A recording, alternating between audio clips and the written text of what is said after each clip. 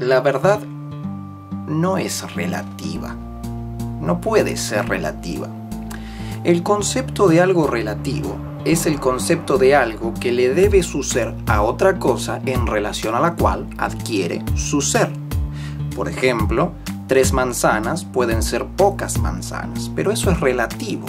Es relativo a la necesidad de aquel que juzga si las manzanas son muchas o son pocas.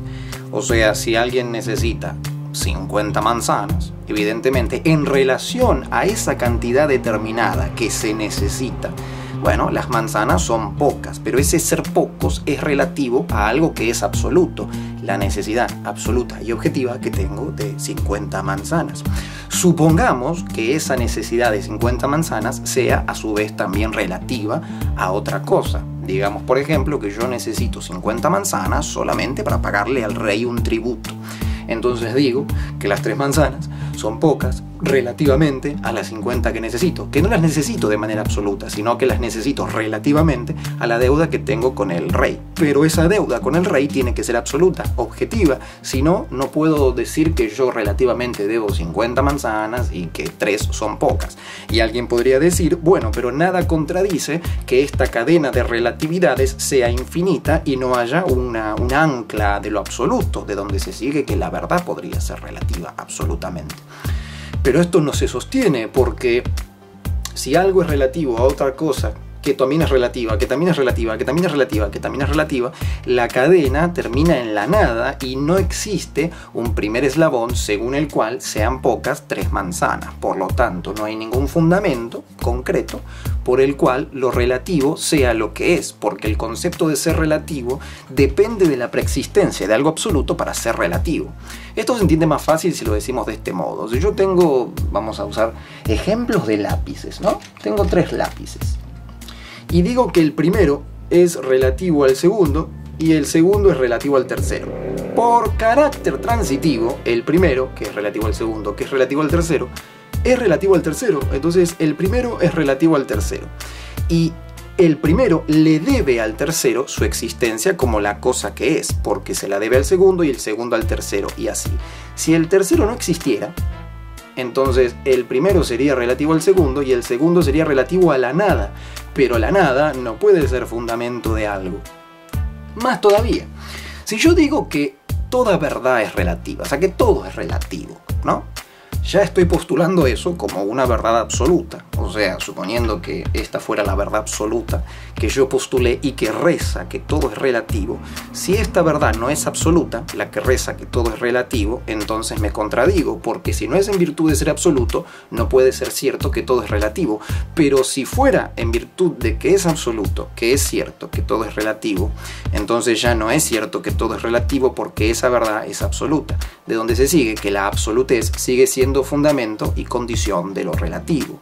Lo absoluto es por sí mismo y lo relativo es en función de otra cosa. Por lo tanto, lo relativo siempre será inferior a lo absoluto, porque lo absoluto se basta a sí mismo. Lo relativo necesita de otra cosa para existir como lo que existe. Alguien incluso podría decir, bueno, pero lo que estás diciendo, Docilazo, no se ve en la realidad, porque en la realidad vemos que cada quien dice una cosa del mundo y nadie tiene más razón sobre el otro, ¿no? Qué sé yo, de repente podemos pensar en 2 hombres. Uno dice que hace frío y el otro dice que hace calor, ¿verdad? Y uno dice, bueno, la verdad es relativa, porque así como uno siente calor, el otro siente frío. Pero ahí tenemos una verdad objetiva que no es relativa. La verdad que reza que uno siente calor y que el otro siente frío. Incluso podría pasar que el primer hombre diga, yo creo que el día es absolutamente caluroso. Y el segundo diga, yo creo que el día es absolutamente frío. Incluso así, tenemos una verdad objetiva y absoluta, que el primero dice que el día es absolutamente caluroso y el segundo dice que el día es absolutamente frío. Más todavía, si ellos quisieran hacer una síntesis de lo que piensan, ninguno podría afirmar válidamente, sin contradecirse, que su tesis es verdadera, porque ahí donde el primero dice que el día es absolutamente caluroso, está postulando que no puede existir criatura que lo conciba frío, pero el otro lo concibe frío, por lo tanto su tesis ya está contradicha por un contrafáctico. A su vez, la tesis del segundo, que dice que el día es absolutamente frío, supone y necesita que no haya criatura posible que lo sienta caluroso, y como el otro ya lo siente caluroso, también tiene un contrafáctico, de donde se sigue otra verdad absoluta, que ninguno de los dos dice una verdad objetiva, porque cada uno es el contrafáctico de su contrincante.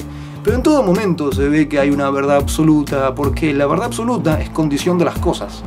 Siempre, y esto es inevitable. Y aquí el que diga que esto no es cierto, tiene o bien que postularlo como una verdad absoluta, en virtud de lo cual todo lo que hemos dicho no es cierto, y eso tiene que ser absoluto, o bien que es cierto lo que decimos, en cuyo caso no hay más conflicto, porque lo que dijimos es cierto, que existe la verdad absoluta, y que no es cierto que todo es relativo.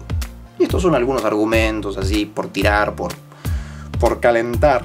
Mi nombre es Docielazo, los links los dejo abajo. Voy a tratar de poner alguna decoración última al final del video o al principio, no lo sé. Pero les mando un besito, que estoy todo loco. Adiós.